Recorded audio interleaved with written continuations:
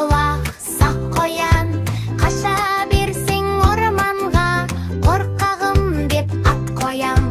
Ақ қоян ау секірші, ұзын құлақ кел күліп, ормандағы достармен ойнайықшы бір жүгіріп.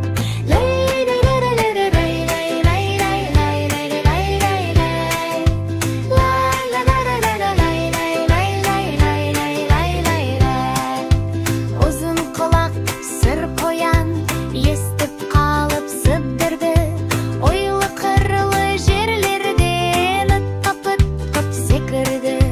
Қарап еді артына, қиығын сап көзінің, келе жатқан томпаңдап көжек екен өзінің.